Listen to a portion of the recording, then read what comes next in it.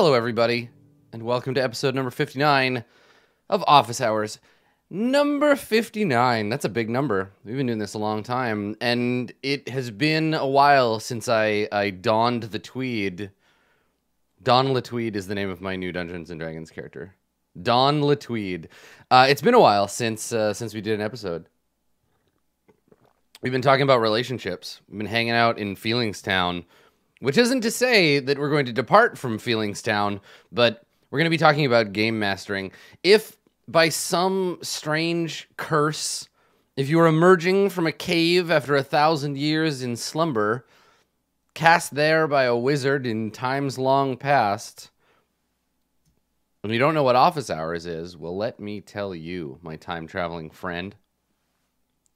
Office Hours is a call-in advice show.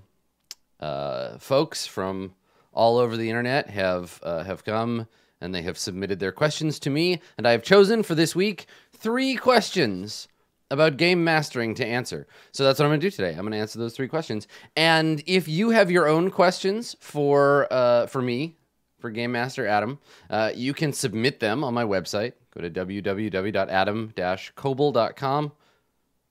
Click on the Office Hours link, fill out that form, and it will add your question to the list of grand questions. Let's begin today's episode with a question about how you, too, can become an award-winning tabletop game designer. Hi, Adam. I've been working on a game system for the last 3 or 4 years now, and I would really love to know your path that you took in putting together the award-winning RPG Dungeon World, and if there are any things you would have done differently, and how, kind of what steps you took to take it from something that probably started as like a Word document and turning it into a game system. I am hoping to do that soon, maybe within the next 5 years or so. I don't know. I want to give it as much time as it needs to kind of incubate and to kind of form and to get as many playtesters on board as possible. So, yeah, if you have any advice about that, that would be crazy helpful. Thank you so much for answering these questions. Bye-bye. Well, GM Quirk. Well, GM Quirk, my dear, if there was a clear and easy path from I would like to design a popular role-playing game that people will pay for and enjoy playing to wherever that reality comes true, I think that a lot more people would make role-playing games. I think that we're sort of trained by our environment, by our culture, to imagine that we can follow certain protocols and find success. Now, I'm happy to give advice. As soon as I'm done sneezing, I'm happy to give advice about what my process was like. But that process for me was a whole lot messier and weirder. And thinking back on it now, going from that first moment to where Dungeon World as a system and as a game is in the moment feels like it was a complete accident in a lot of places. Now, Office Hours is a GM advice show. It's an advice show for game masters. But I think that many game masters see creating their rule set as a solution to a table problem as being a viable part of the GM experience, right? I think that a lot of the time, experience crafting material for your own game can lead you into a design space. We've talked about this before. Whether you're making stuff for another game, right, like the DM's Guild or a game with an SRD, or you are creating your own game entirely from scratch. So while me sharing my experiences with creating Dungeon World isn't going to necessarily make you a better game master, it can show how trying to solve a specific set of at-the-table problems for your group might lead you to a bigger thing. Now, I'm sure that I've talked about this before, too. Maybe in another episode of Office Hours, but for me, in real time, it's been a while since the last episode, so we're going to answer this one anyway. I got to talk about Dungeon World. I'm actually hoping, I was talking about this on Twitter the other day, I'm actually hoping to have Sage my co-designer, come on stream and have the two of us just kind of interview each other and reminisce a little bit about Dungeon World and the process and creation of the game. So I don't know, maybe we'll do a special episode of Office Hours in the future, but consider this half of the whole story. It'll be fun to have Sage remind me where I'm forgetting things. But from my perspective, back in 2010, right before Apocalypse World was released, right? Apocalypse World was going through its last playtests. Back before everyone was using Kickstarter as a pre-order engine for RPGs. I went to a little convention in Seattle called Go Play Northwest. I talk a lot about Go Play. You might have heard about it already. It's a convention in Seattle, has some cool indie RPG folks that have held it for many years now. It's one of my favorites. There's a vlog of it on my YouTube from 2017, if you're interested in the content. The story of Dungeon World starts there. It starts at Go Play. I didn't really know anybody at the time. I'd had Burning Wheel and Dogs in the Vineyard for a few years. I'd played both of those. I'd played a bunch of other like indie games, but I'd only really gotten into like Apocalypse World as a thing by way of a playtest.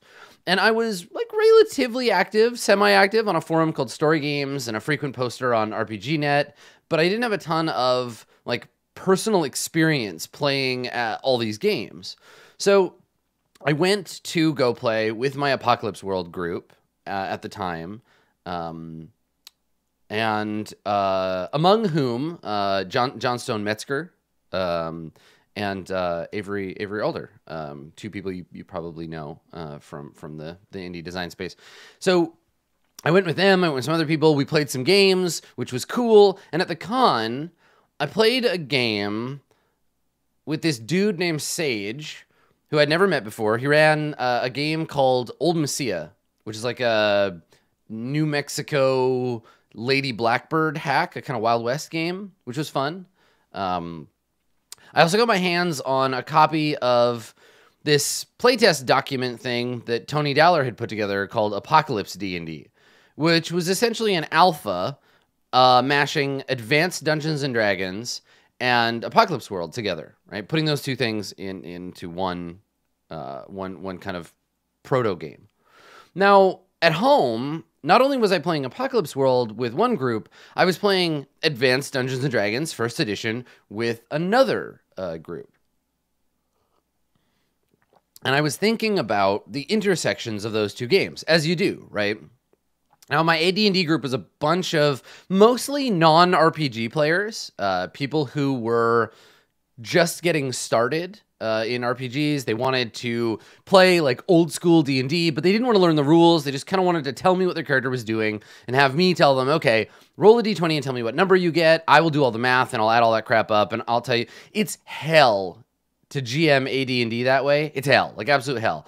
But it's kind of intuitive to GM Apocalypse World that way, right? But until Tony introduced me to Apocalypse D&D, I'd never really thought to make the two of them one thing. Tony's game got me thinking, and what I often do, this is a thing that I often do on the last day of a convention. So if I go to a convention, I'm often kind of burned out on games by the end of the con, right? The last day, I'm a little frazzled. I don't necessarily want to play games, but I love the energy. I love the space. I love everybody playing games and hearing everyone get excited. I like the dice rattling on the table. And I'm usually really thinking about role-playing games, even if I don't want to play them. So what I did at Go Play in 2010 is I just kind of hung out in that space. And I did a little design fiddling. You know, I added a few things to Apocalypse D&D I knew my players would need if we wanted to convert to it. I added some new races, some new class stuff. I muddled around with some other bits that I knew we would want to have to make that transition from AD&D to Apocalypse D&D. Stuff that would make it feel like it was still the same game for my players. And then I went home and I started playing it. And we adjusted our game. I adjusted the design after every session. I could see very quickly how Apocalypse World principles and structures could apply to D&D style play. The narrative split of authority is pretty similar between Apocalypse World and Dungeons and Dragons in a lot of ways. So while I was doing that, Sage was doing similar stuff at home. Though I think at that point, Sage was designing at a much more practiced level. I think that if we're gonna be honest, I think Sage Latora is a better game designer than I am, and I'll talk a little bit about how that partnership worked later. But Sage is a better designer, and I think he was in a better space to do the kinds of things we traditionally think of as game design, right? Sage has been friends with John Harper for a long time. He knows Tony Dowler closely. He's in that Seattle game designer scene in a way that I never really had access to, which is cool because we ended up talking, me and Sage, first over story games, and then by email, and eventually by Google Plus when that became a thing. And we compared our notes, and we talked about what we had successes or failures doing with what Tony had started. And we were sharing that with a lot of other people too. We were doing a lot of this conversating in public, right? We were sharing the documents we'd been working on. We were sharing feedback we were getting, and we got a ton of useful comments and a bunch of not so useful comments from the various communities that we were engaged with. And there came a point, and I don't know, I bet I could find the email if I went digging for it. There came a point where we just sort of realized, like, hey, you've got a game and I got a game. Why don't we just both have one game and make that a game and take it seriously? John Harper had made some offhand remark, some joke on the Apocalypse World forum about calling the game Dungeon World because, man, Dungeon World is a stupid name for a game, which, of course, we decided was true and decided to call it that. After we had decided, like, this could actually be a game people might want to play, we just did a lot of development work, right? A lot of building new things, testing stuff, arguing with each other, arguing with the internet. And we tried to do as much as possible to keep the design work in the hands of people who could play test it and give us feedback, right? As well, we were both doing internal playtesting. I had my AD&D group that became an Apocalypse D&D group that became a Dungeon World group. My original playtester group, who was playing? It was Chris, Tyson, Emily, Bronwyn. I think that was it. I think it was those four. And those are my original group. So thank you to those people, because without them and people like Paul Riddle and Shannon and John Harper and Sage's group at home, those were the playtests we could really fuck around with. And then we had this external playtest group, which was composed of people who were interested in the game on story games and on the other forums that we frequented. But giving away the game, giving away that design as we went, meant that we had as much feedback as possible, which led us to the Ashcan version, which is a little red book, a sort of an Ashcan is like an RPG beta test. We had that at Gen Con, I think in 2011 of that year. There were 100 copies. There's only 100 copies in existence. So if you have one of the 100 copies of Proto Dungeon World of the red book, congratulations. It was only available at Gen Con that year. It had 4 classes, it had the basic moves, and had a little adventure, and we gave out cool buttons to anyone who ran it at the con. I'm not super clear on the timeline after that without looking shit up. I bet you I'm wrong on a lot of this, but I think that the Kickstarter ended in July of 2012, which means work on the game took about 2 years to get to that point, where it was mostly like text complete. Now, we built on the back of a game that was already done and another game that had been done since the 70s. So don't think that my experience reflects what yours necessarily will be if you made your own game. 2 years, I feel like, is quite short. I mean, shit. Burning Wheel has been in development for like a very long time, 15 years at least. So we launched the Kickstarter maybe a bit earlier than I would have if I did this again, but it was very early in RPGs on Kickstarter. We've learned a lot since then, I think, just like as an industry, as a hobby. After the Kickstarter went live, we hired an editor, which was the wrong order in which to do that. I wish we had gotten Jay in on the project much earlier. We polished the whole thing up. We finalized the art, which took a long time. Buying art takes time. We ended up printing and shipping it in 2013. which is later than we had hoped. If you look at the original Kickstarter, we had hoped for August of 2012, but we didn't ship until like winter of, like early in the year 2013. And it ended up being way more expensive because we made all the money in one year and we spent it all in the next year. And so we got hit for a really big chunk of the taxes. I think Sage and I ended up, making like $100 or something a piece profit after the run. But we weren't in it to make money. We both just really wanted the game to exist. We got a lot of advice in printing the game from Luke Crane. We used the same printer as Burning Wheel, and we priced the game such that an individual copy of the game would pay for 2 more copies of the game if we sold it. So every copy of Dungeon World that you buy assures that we can print 2 more copies of Dungeon World if we don't take any money off the top. So the game, ostensibly, as long as people keep buying it, will exist in perpetuity. We spent a while after that, I think probably a year, keeping it in stock, dealing with inventory and print runs, dealing with all that stuff ourselves. But when I started doing Twitch stuff, like seriously, and Sage had a baby, well, Sage's wife had a baby, but he contributed. Sage made half a baby. Sage is half a baby designer. We needed someone else to take care of all the boring horse shit, and so now we pay Luke Crane to do that for us. So that's why Dungeon World is available through the Burning Wheel store. Burning Wheel is our publisher, but we own the game and are part of sort of Burning Wheel as a publishing house. But Luke and Andy, especially Andy, the cave troll, they handle all the hard work of making sure that the game is available to buy from you, like a real book. So that relationship, the relationship we have with Burning Wheel headquarters and with Luke, came around just from the continuation of the community-oriented space that Dungeon World has already existed in, right? Like, Dungeon World wouldn't be a game if it weren't for people like Vincent Baker and Tony essentially giving us their work for free to fuck with, right? People like Steve Segedi and Jason Morningstar giving us business and game design advice and mentorship from people like Luke and John backing us up along the way. And it's a funny thing because we look at games and we say, oh, Dungeons and Dragons. Obviously, Gary Gygax made that. And maybe if you're in the know, maybe you say, well, also Dave Arneson made that game.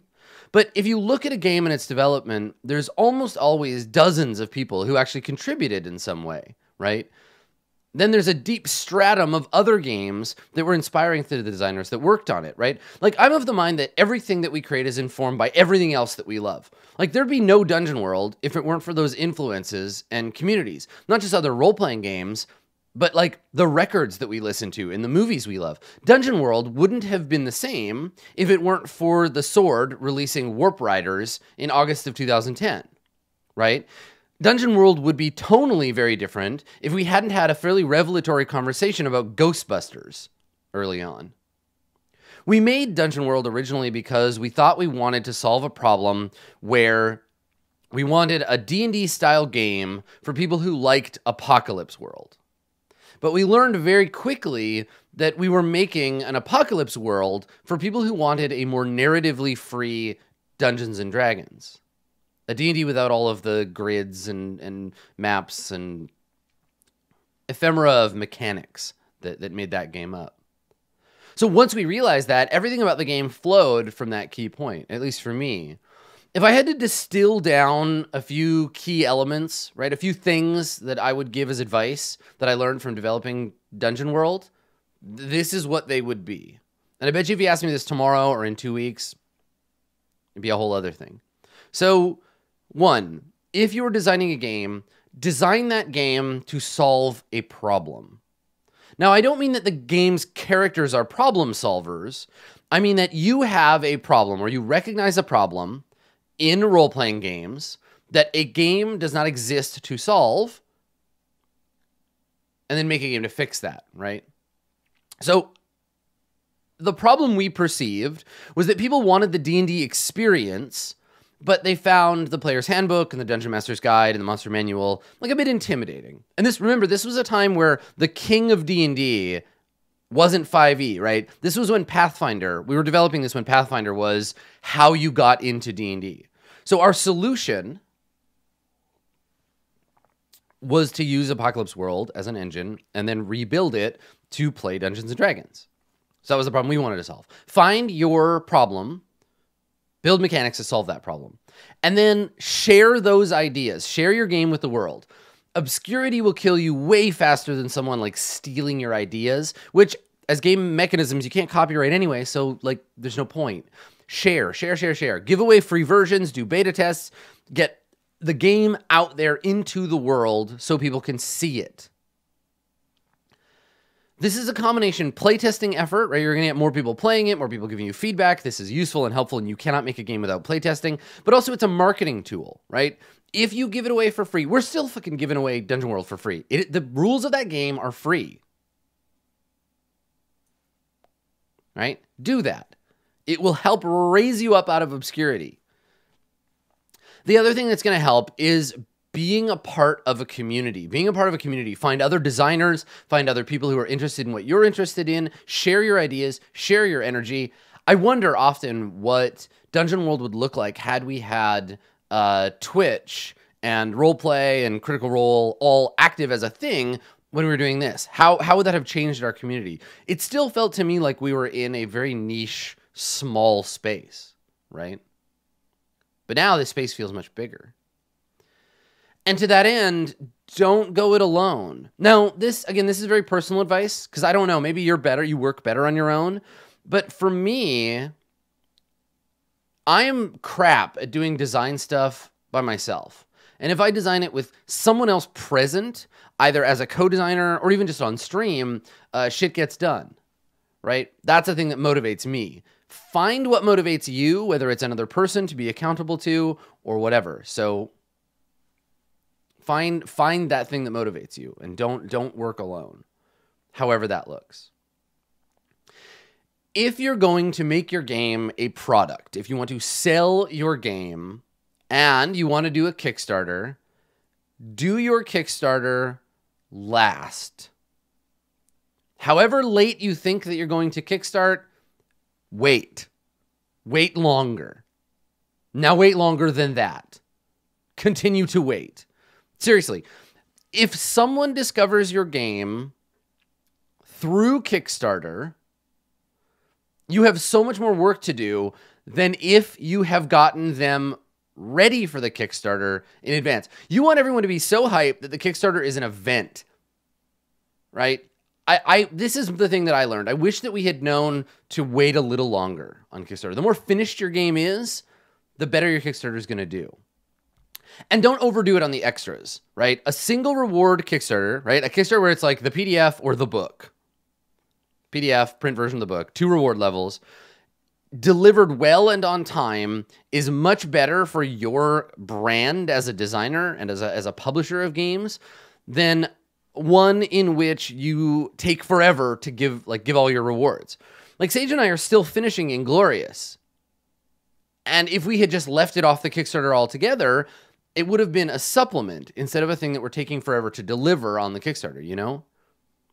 So I wish that we had done it that way. There's lots of good examples. Lots of people do Kickstarter really well. Stars Without Number, perfect example. Torchbearer was a great example too, I think. Just do a lot of research and wait. Like, wait as long as you can. I know it's exciting to be like, people are paying for this thing that I made. But if you wait, more people will pay more for that thing you made, and it will be better. And do what you're doing. Ask lots of questions of other designers. People have so much good, varied experience, and mine is just one of them.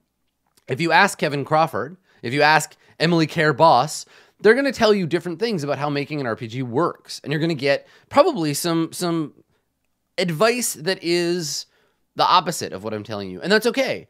Everything works differently for everybody. I can only tell you what it was like to make Dungeon World. And I always find it a little funny when people ask me how to make a successful award-winning tabletop role-playing game, because I think I'm probably like a level 3 game designer and like a level 10 advertiser, to be honest. I'm a much better creative director than I am an engineer, and that's why pairing with Sage was so important to me, because Sage is much better at the things that I'm no good at. This is why adventurers have parties, right?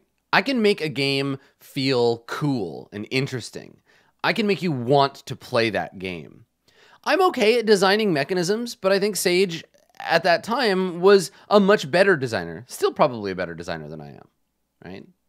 So even if you're not co-designing, finding other folks who will give you support when you need it, who will help playtest and will offer feedback is a way to boost your work.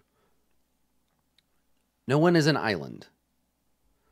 Do the thing because you love it, because you're passionate about it. Sell the thing because it has become a thing worth buying. And be a part of the community that plays and creates the things that you love. Also, as a last parting piece of advice, do not forget to submit your game to the stupid award shows on time so you can win all of them and not miss out on winning an Origins award because you forgot that the deadline was in a week. And, I mean, I guess an Indie RPG award, an RPG Geek Game of the Year, and a Gold Any for Best Rules is, like, pretty good. Oh, also, don't forget to be modest when people tell you that they like your game. Modesty is very important. Don't forget that one. Hi, Adam. My name is ThoughtProp from Twitch. I have been countering a difficulty in my Stars Without Number campaign. That is, I don't know if my player group, or me, is a good fit for this game. I have enjoyed playing this game, incredibly so, but I am unsure if I possess the patience for it, and or a player group who doesn't know how to not go into every situation with combat guns blazing, or specifically, players who don't understand that you can't just steal everything around you and expect to get away scot-free. My question, I guess, devolves down to, more generally, how do you understand when it's time to give up a campaign system and or take a break from it for a while? Thanks. Have a good day.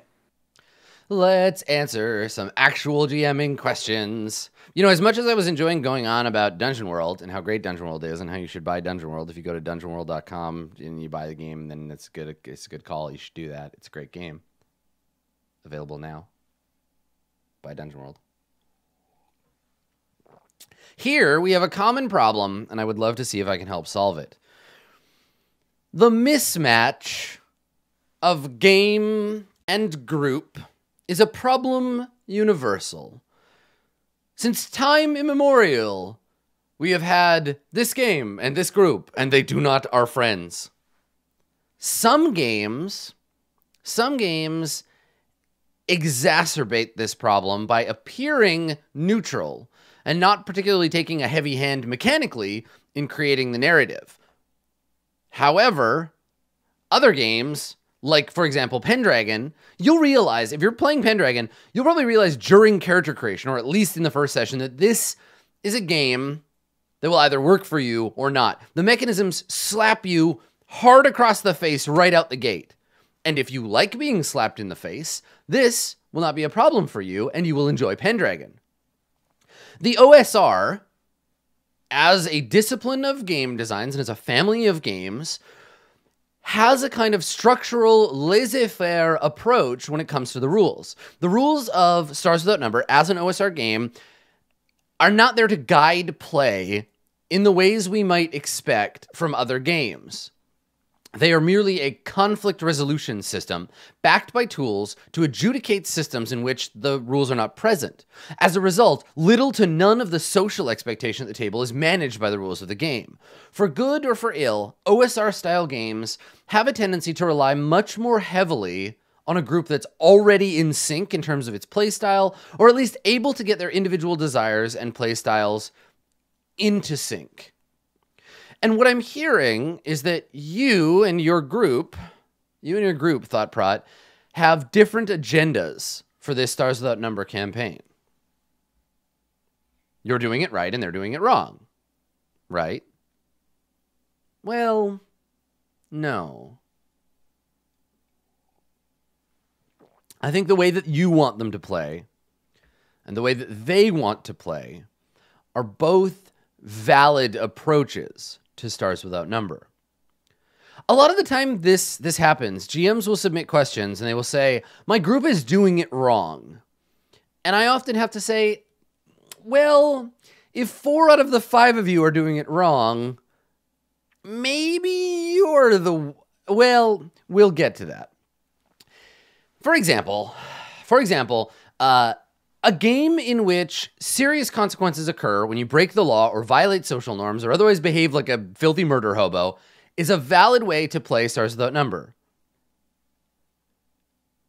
However, a game in which you rip across the galaxy, murder fucking everything that moves, and stealing shit left, right, and center is also a valid way to play Stars Without Number. Stars Without Number does not care about this.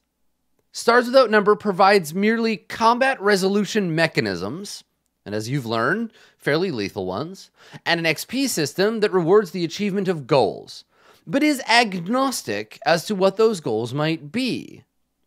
Kill them all and let Gygax sort them out is as valid a goal to Stars Without Numbers mechanisms as solve every problem with diplomacy and grace. Because this is an OSR game, and it has fundamental approaches to table behavior that most OSR games do. Which is to say that the game does not and cannot, in effect, tell you what to do. Only how to resolve conflicts in the game world. It can't help you fix the problem you are having. And in fact, does not want to fix that problem. That is your job to that game. And that's okay, because you're a grown-up, and your players are grown-ups too, and when adults run into problems with their collective behavior, they talk about it. Yeah? So this isn't so much a game mastering question as it is a relationship between people question. And as such, this question is probably a better fit for Hot for Teacher. So, see you next week, everybody. Thanks for coming.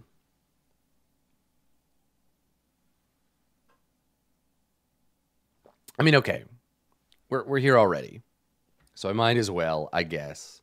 I might as well talk about it. Let's do the thing where we talk about how talking might fix your problem, or at least help clear it all up. Because the problem here isn't actually that your players are doing anything wrong.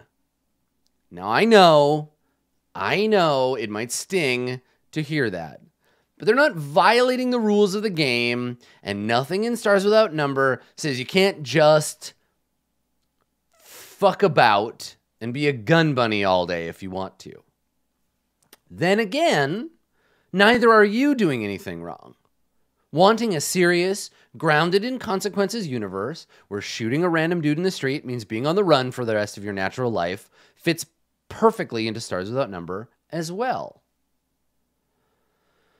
I'm going to guess, and maybe I'm underestimating your group, that you didn't talk about this before you played. As the person pitching Stars Without Number, what did you tell them?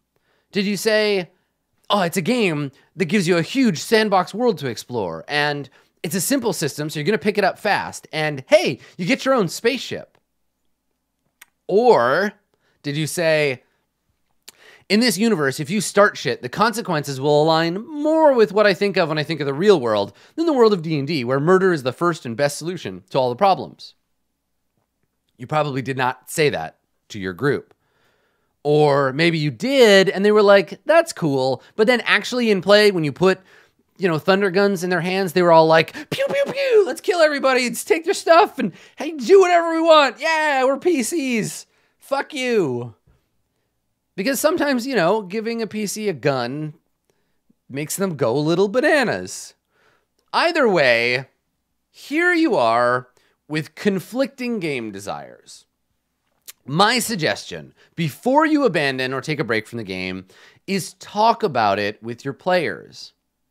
Sit down with your players before the game and say, hey, so is this working for you folks? Are you having fun? And if they're like, fuck yeah, give me the blasters, let's blow up a space station, woo!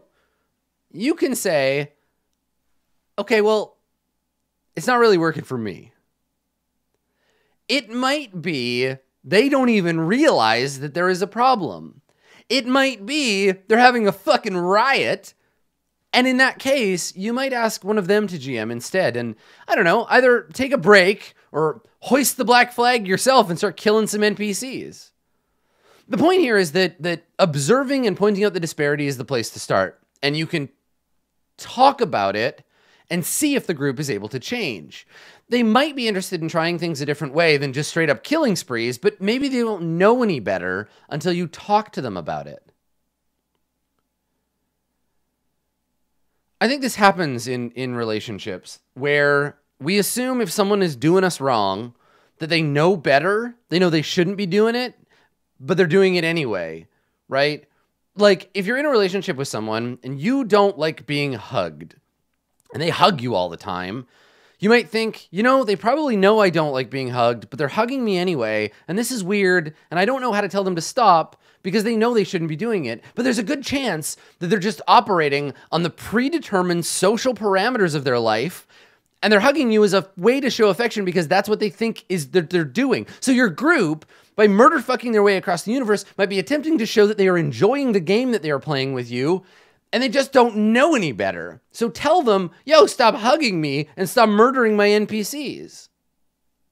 This is why it makes me feel bad. It is not the kind of game I want to be playing.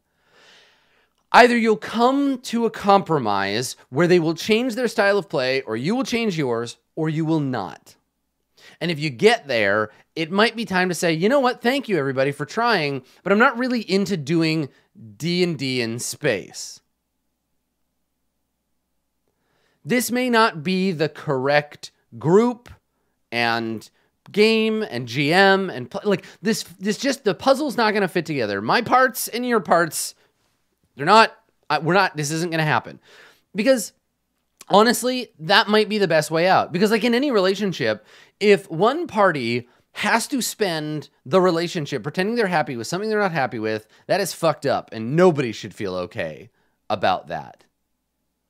Be ready to throw in the towel, but don't consider it a failure, right? You point out, how do I take a break from it without looking like a fool? Exerting your boundaries, saying you're not happy with something, acknowledging that it doesn't work, and then quitting is not failure. It might be that this style of play just isn't for this group. You need to find someone else to do that with. This relationship isn't working. But it's also possible you could if they want to play D&D in space and you're willing to readjust your head to fit that mold, to be like, yeah, all right, let's play pirates and let's be on the run from the law, but we have blasters and we've got a chip on our shoulder and here we go. That might work. But if you tell them, yo, I want to play this a different way, and they're like, hey, that's interesting, let's try that, it might be a brilliant, beautiful experience for them. They might love it. So one of you will have to change, but if you can't or you don't want to, quitting is not failure. Quitting a game that isn't working is always better than staying in a game in which you are suffering. And your group will respect you for it. I promise. Promise. Well, let's keep going. Let's keep talking about Stars Without Number.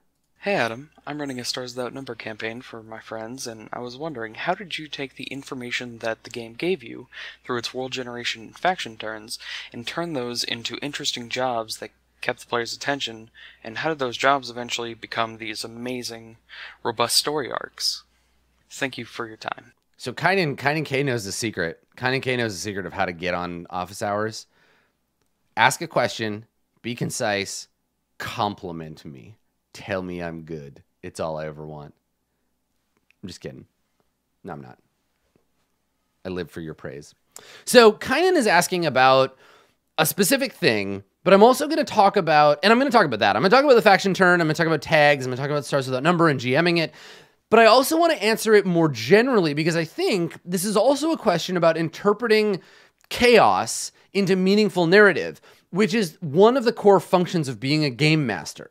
Right? It's just, this is what game masters do all the goddamn time. More than anyone else at the table, in most games, the GM is the one who acts as oracle and interpreter of the results of the dice. Sometimes the GM is interpreting literal binary results. When the players do not know, say, a target number, they roll a die. The GM's job is to say, you succeeded or you failed.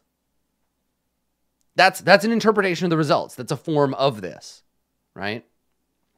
In some games, this is a question of granularity. In the Apocalypse World family of games, the GM offers a cost or opportunity, for example, driven from the narrative but powered by the dice. The GM is responsible in a lot of places for that 7 to 9. I'm thinking particularly of Act Under Fire, right? Act Under Fire is the quintessential GM skill of interpreting results. What does the 7 to 9 mean in the context of the narrative? Sometimes the GM makes these decisions based around interpreting a very specific result of the dice into the ongoing fiction. So if you roll an 18 on the random encounter table of level 4 of the dungeon, you might have, as the GM, to explain why there is a group of halfling merchants down here next to the owlbear cave, right? Whether it's a granular difficulty result, interpreting a table, or just knowing how an NPC will react to a failed charisma check, the GM is called on to make sense out of randomness. And it's one of my favorite things about the GM's role. You get to make these decisions in the moment as a response to the challenge of the dice. Now, sometimes, if you've ever GM'd before, sometimes these moments are immediate and fervently clear. Right? You see the success, you see the failure, you see the 7 to 9, and you can feel the emergent narrative burst forth from you without any hesitation. You know right away. And if you watch me GM, you can see me do this. There are times where someone will fail a roll in Burning Wheel, and I'm like, oh yes, I am ready. I am ready for this failure. I know exactly the right thing to do here. Right? That's exactly what I know what to do. Other times, it can take work. Other times you're like, wait, what? Cool. I really didn't expect this result. How can I make this make sense? Sandbox campaigns, I'm thinking Stars Without Number, but I'm also thinking Tomb of Annihilation. Sandbox campaigns make me jump through this hoop all the goddamn time, right? Where I'm like, wait a second. Okay, there's a Cyclops just in the middle of the jungle all of a sudden. Okay, I need context. What is he doing? Where's he going? What's he thinking? How do I run this encounter? What are we going to do with this? Sometimes you need a minute for that. Sometimes there's just a second of thinking about it in context, but sometimes you need to like take a break and really work it out. This challenge, right, forging something causal and cogent from the game's ignorant machinery is something I find incredibly engaging about being a game master. Now, I refer to this behavior as being oracular, as in you are an oracle, right? Inhaling of the sacred smoke, reading the cards, because I actually think that it's quite a lot like fortune telling, right? Game mastering and reading tarot share some skills. Learning to read tarot was something that made me a better game master. That's why I started looking into it, right?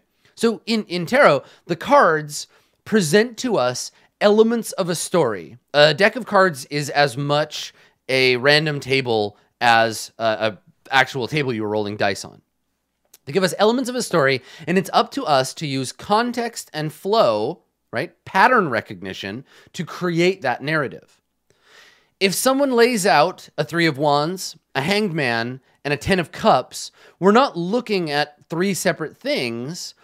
In context, it might be the story of the captain of a trade vessel setting out for the stars, who has to sacrifice his ship to save his crew, and who in the end returns home, not to a court-martial, but to the joyous reuniting of his crew with their families, right? 3 cards have now become a backstory for an NPC. I have context. I've put those story pieces into a world where they can exist. The idea here that I'm trying to get across, I guess, is that a book of tables, a book of tags, and random disconnected chaos can create a framework on which to hang our narrative, right? A D&D book like Tomb of Annihilation or a book like Stars Without Number that's mostly those elements can give us a foundation to build our game. What Stars Without Number does specifically, in case you're not familiar with the system, is 2 main things we're going to talk about. vis-a-vis this question. It does a bunch of other cool shit, but two main things that I think relate to this question in Stars Without Number.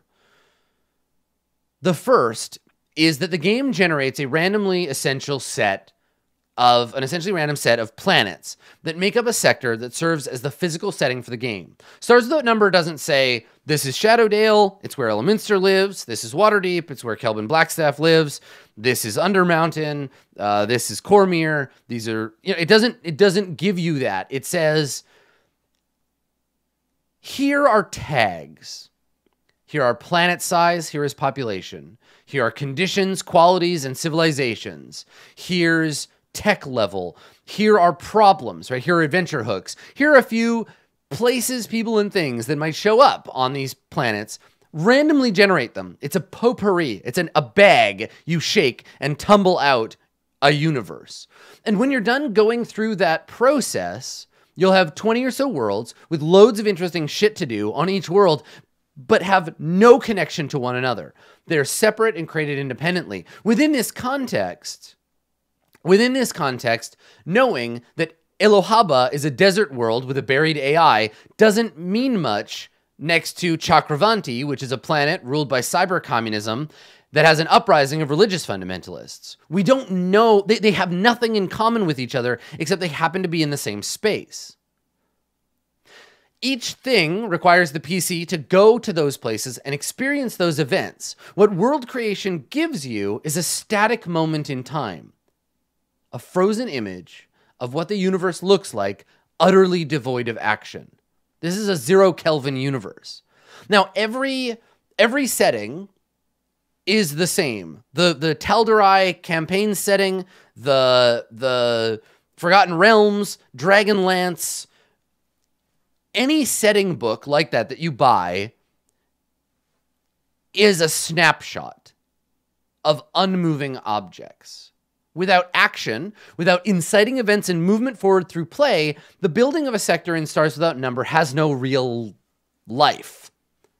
There's no vivre. It's a fun minigame, and it can spur your imagination, but you need the context of action to set all those pool balls clattering, so to speak. So obviously, actual play is the thing that can do this. If you drop a PC on a planet with tags that incite opportunity and adventure, which the tags are there for, the PCs will engage that stuff, and adventure will happen, but it can be hard without a universal context to put it in. So let me give you an example.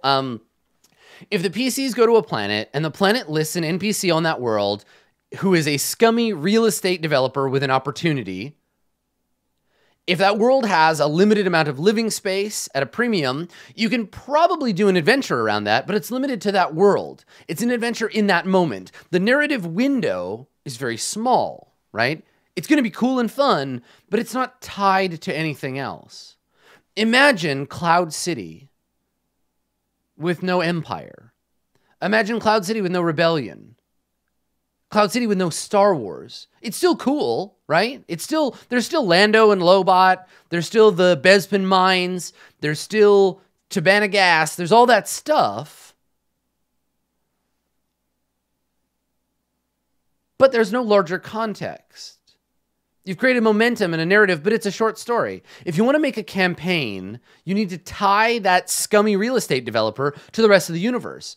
Bigger momentum, bigger movement than just the players could possibly handle on their own comes in the form of my favorite function of Stars Without Number. Enter the faction turn.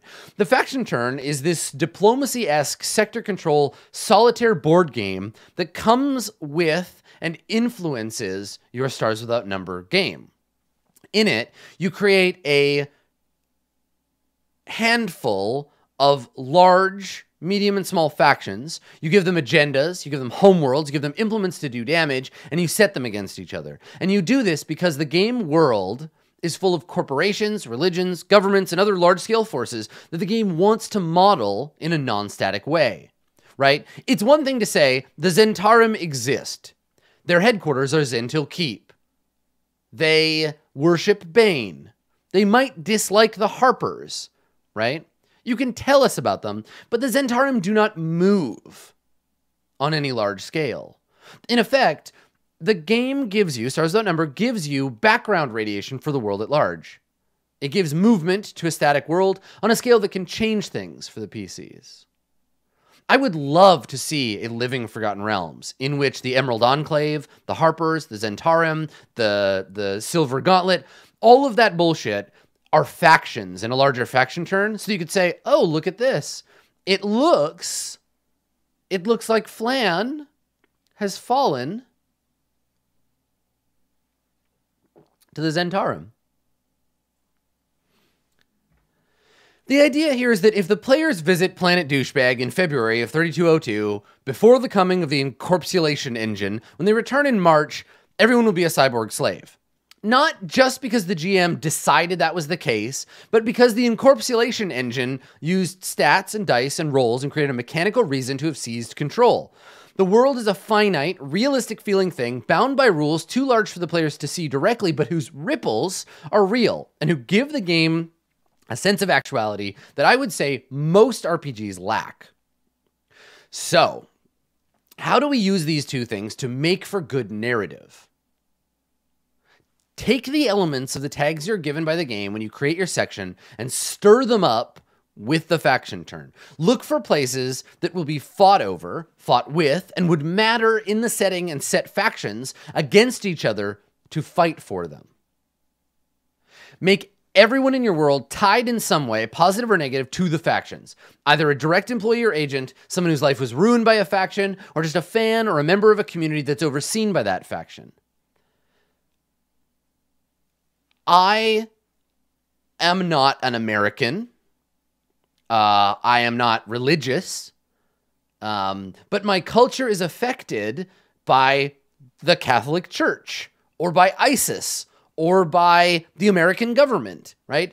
I am not a member of the Canadian government faction, but its actions affect my life, right? You don't have to be a member, but recognize that these factions are big and they mess with the world, right?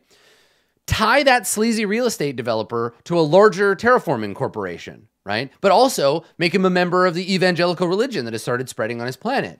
Make PC faction PC triangles. Put the PCs in a place where they're stuck between multiple warring factions. Make your jobs employment opportunities by one faction, but betraying another. I should really sit down, and this would, if I had a blog, if this was a thing that I did, I could sit down and write a principles and agenda, maybe I'll make a YouTube video, a principles and agenda style GMing thing for Stars Without Number. Give it some Apocalypse World style context for GMing. I bet I could do that. This thing, this advice I'm giving you, that's a part of that, right? The game is going to give you lots of little bits of information, but no narrative. Narrative is play. Your job is to take all those nodes, right? Those little bits of silver like raindrops in a spider's web, and spin the kaleidoscope with your players to create your story. Every mission or job, every NPC should be affected by or tied to the factions, influenced and nudged around by them, and should be part of the world that you created. God, just talking about this makes me so excited about Stars Without Number. It's such a good game. Kevin Crawford, I could kiss you, but I'm not going to. I'm just going to buy your game and play it. Stars Without Number does sandbox gaming better than any other game that I have ever played. And I don't think that there's any specific trick or maneuver to make here. It's about getting a feel for cadence. It's about getting a feel for the layers of the game. Let that big stuff trickle down into the player's world. The factions are huge and cumbersome, but they're always moving. They're making changes. They're influencing people, even the smaller factions. Let that show in your game world, and your players are going to feel like they're part of a larger thing than just their own story. It'll create a sense of existing in a context. And when you give your players context, when you give them an interesting stage upon which to strut, they will dramatize more interestingly. They will be better players.